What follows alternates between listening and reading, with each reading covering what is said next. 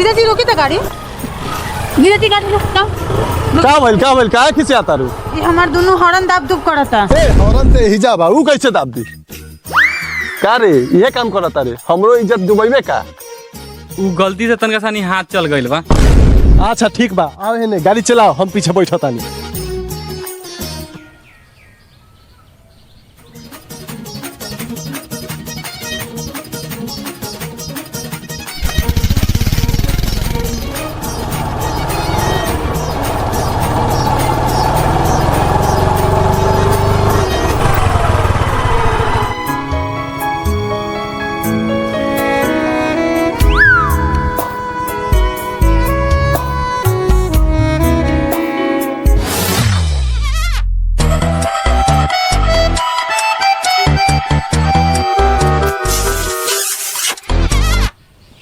उतरी जल्दी उतरी।